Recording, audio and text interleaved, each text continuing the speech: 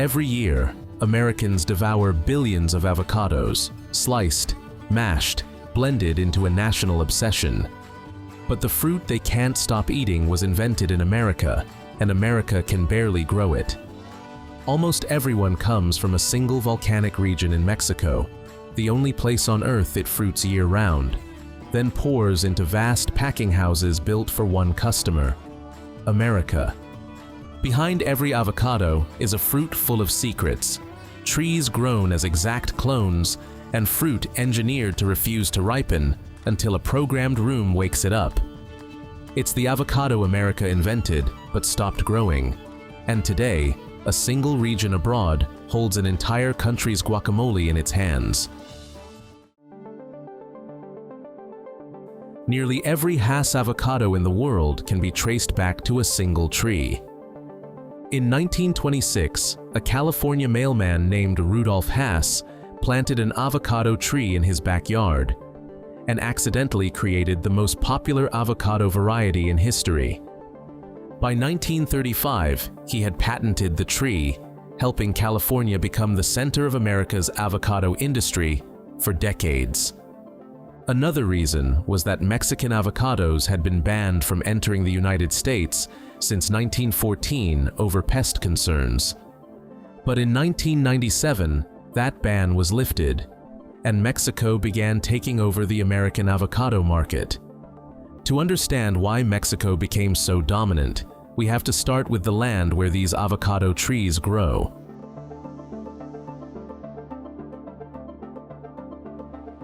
The soil here is loose volcanic soil that holds moisture while still draining well, creating ideal conditions for avocado trees. However, turning steep mountain slopes into avocado orchards requires farmers to clear the land and build terraces for cultivation. The young trees are not grown from seed. Selected Hass branches are grafted onto stronger, more disease-resistant rootstocks. Selected Hass branches are grafted onto stronger root systems, helping the trees grow more uniformly and resist disease better. As a result, every Hass tree is essentially a genetic copy, optimized for yield, quality, and shelf life. Workers plant young avocado trees on volcanic terraces, then wait 3 to 4 years before the orchard starts generating income. Once mature, avocado trees need a lot of water. A single tree can use dozens of gallons on a hot summer day. In Michoacán, the orchards sit high in the mountains, where rain falls for much of the year. With natural water and a stable climate, avocado trees in Michoacán can flower, set fruit, and be harvested almost year-round. That is why Mexico can send fresh avocados to the United States almost every week of the year. California also has a climate suitable for avocados, but it lacks rain. There, farmers have to pay for every drop of irrigation water. In some cases, irrigation costs can become higher than the value of the fruit produced on the same land. As a result, many California avocado orchards are being removed or left to dry out. The crop that helped build America's avocado industry has become too expensive to keep. But water is not the only challenge. To keep avocado trees healthy and deliver fruit to buyers at the right time, the industry also depends on a hidden system of technology. Workers constantly move through the orchard, pruning branches and inspecting individual trees. The biggest threat is Phytophthora, a soil-borne fungus that rots roots from below while the canopy above can still appear healthy. That is why avocado trees are grafted onto disease-resistant rootstocks from the very beginning. Every avocado is the result of years of manual care, facing invisible risks, and depending on land, water, and human labor. And in the end, everything comes down to a single decision.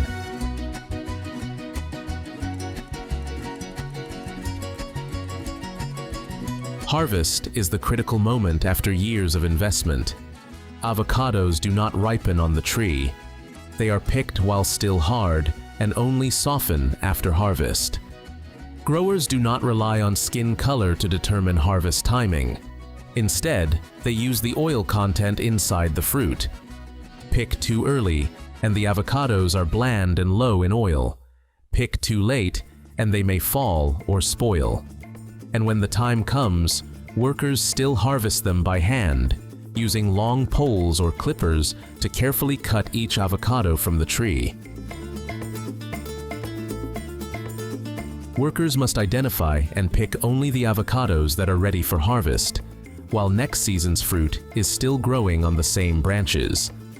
Because avocados bruise easily and ripeness cannot be judged by machines alone, harvesting is still done largely by hand. It is slow, skilled, and labor-intensive work.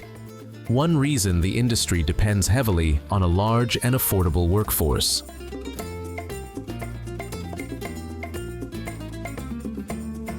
And the moment an avocado leaves the tree, a new race begins, against the clock. The clock matters because a freshly picked avocado is full of field heat, and heat is its enemy. So within hours of leaving the tree, the avocados reach a packing house, and the race to process them begins. Inside the plant, robotic arms lift the heavy crates of avocados onto the conveyor line. The crates tip, and the fruit spills gently onto cushioned belts. Because even now, one careless drop can bruise a fruit worth selling. From there, the belt carries them straight into the washers, where they're brushed and rinsed clean, then dried. Clean and dry, they roll on, and spinning rollers line them up single file. That single stream then races into a tunnel of cameras, photographing every avocado from every angle. Each one is weighed to the gram as it flies past a bank of cameras. In a fraction of a second, software grades each one by size, weight, color, and the smallest blemish. Within seconds, they're split into dozens of grades, by size, by quality, by where in the world they're headed. And this is the moment the avocado's fate splits, because not every fruit is going to the same place. The avocados that make the top grade ride the belt onward, toward packing. But first, each avocado gets something you've definitely seen before: a tiny oval sticker, slapped on by a labeling machine as it speeds past. That little label carries a code and a brand. The "Avocados from Mexico" sticker most people peel off without a second thought. Stickered and sorted, they finally reach the packers. And in the most modern plants, robots take over. Robots and automated packing systems can handle hundreds of avocados per hour without bruising them. In many others, skilled workers still pack by hand, laying each avocado just so. Every carton is sorted by size, assigned a tracking code, then stacked onto pallets, wrapped, and sent into the cold chain. The pallets are rapidly cooled to remove field heat and extend shelf life. From that point on, the avocados can survive weeks of transportation while still remaining firm. Several days later, the pallets arrive at ripening centers near consumer markets. There, ethylene gas is used to trigger the ripening process, while temperature, humidity, and airflow are carefully controlled so entire rooms of avocados soften evenly and according to schedule. In other words, ripeness is programmed, timed to the day the avocado lands in your store. But the fruit that didn't make the fresh grade? It's about to be crushed at the bottom of the ocean. The fruit too small or scarred for the fresh shelf isn't wasted. It's sent off to become guacamole. But making guacamole starts with the opposite of fresh packing. Here, the avocados must be ripe and soft. Down a long line, workers halve each avocado by hand and flick out the pit in a single move. Then they scoop the green flesh straight from the skin, by hand, for the cleanest yield. But in the most automated plants, a single robot arm does it all, first feeding each avocado into a machine that halves, peels, and pits it. Then, the very same arm reaches back, lifts out the clean pitted flesh, and drops it into a tub. The flesh is ground to the exact texture they want, silky smooth or left chunky. Then comes lime, salt, and spices. And that lime does double duty, holding off the brown. It's pumped into tubs and pouches, the air drawn out to starve the browning of oxygen.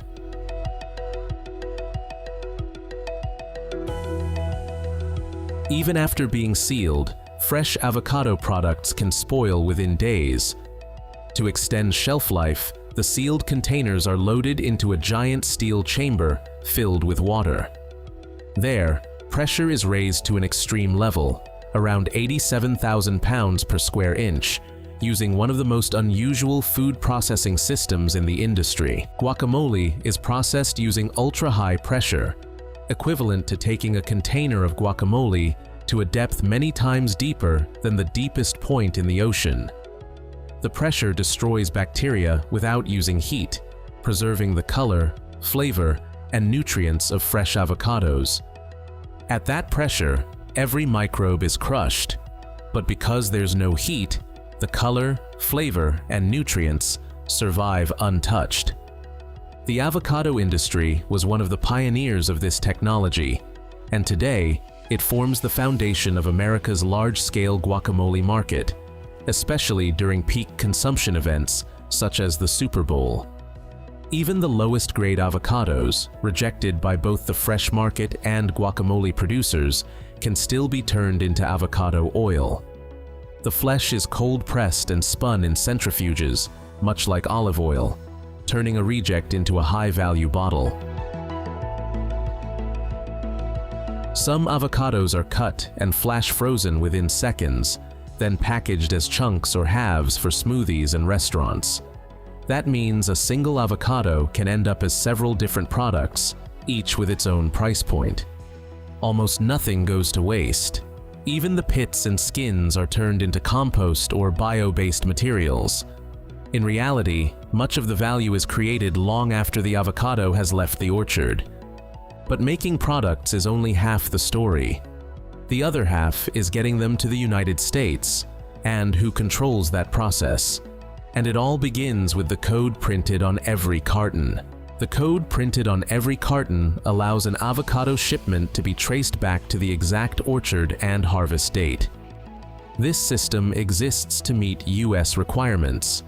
Every orchard that wants to export avocados must be registered, certified, inspected, and assigned a unique identification code.